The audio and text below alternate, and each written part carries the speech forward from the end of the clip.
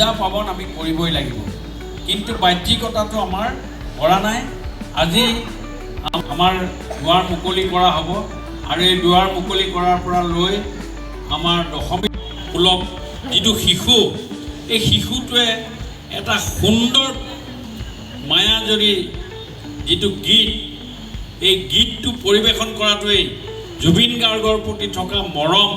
অতি সুন্দৰভাৱে ইয়াত কৰিম মই জুবিন গাৰ্গৰ পুনৰ এই কমিটিৰ দ্বাৰা আমি 1 মিনিট সময় মৌনতা অৱলম্বন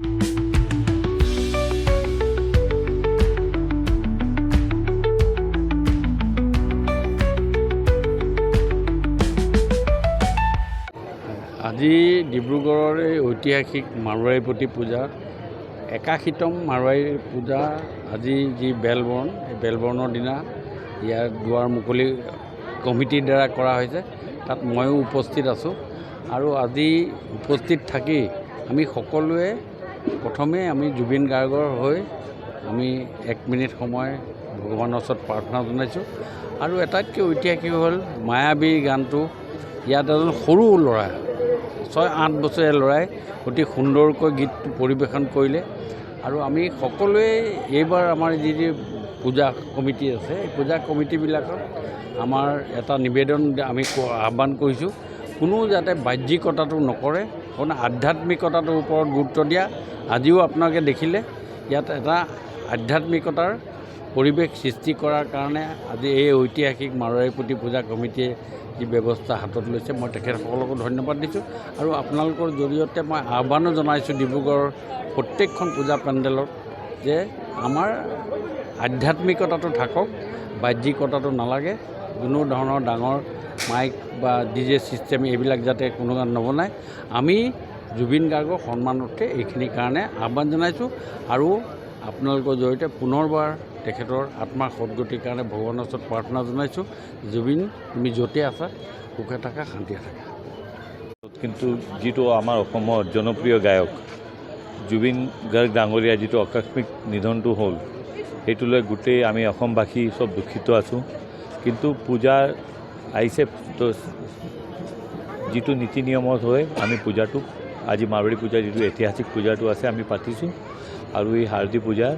চবক শুভেচ্ছা জনালোঁ সৰ্বপ্ৰথম যে আমাৰ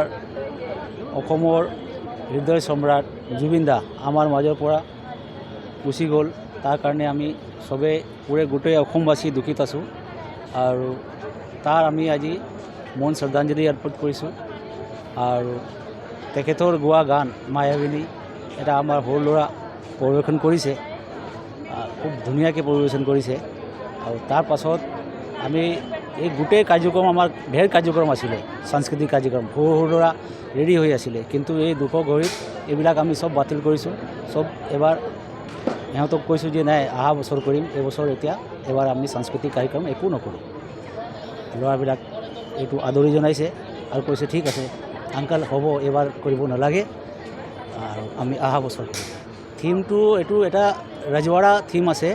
ৰাজমহলৰ এটা আমি লোক দিবলৈ বিচাৰিছোঁ এটা মহলত বিৰাজমান আছে আৰু আমাৰ এইটো যিটো আছে এইটো পৰম্পৰাগত আমি আজি মানে 1945ৰ পৰাই একেটাই মূৰ্তি দি আমি ধৰক আপুনি কৰি আছোঁ পূজাটো আৰু এইটোৱে দি আমাৰ এইটো মানে ঐতিহাসিক পূজা যিটো পৰম্পৰা আছে এইটো আমাক বছৰে বছৰে নিৰ্বাহ কৰিবই লাগিব তিথি হিচাপে আমাৰ পূজা দিবই লাগিব আৰু এইটো এবাৰ কিন্তু এইটো আনন্দ আৰু উৎসাহটো আমাৰ মাজত নাই এই দুখত আমি এইটো এবাৰ পূজা পাতিবলগীয়া হৈছে কিন্তু এইটো পৰম্পৰাটো পালন কৰিবৰ কাৰণেহে পাতিবলগীয়া হৈছে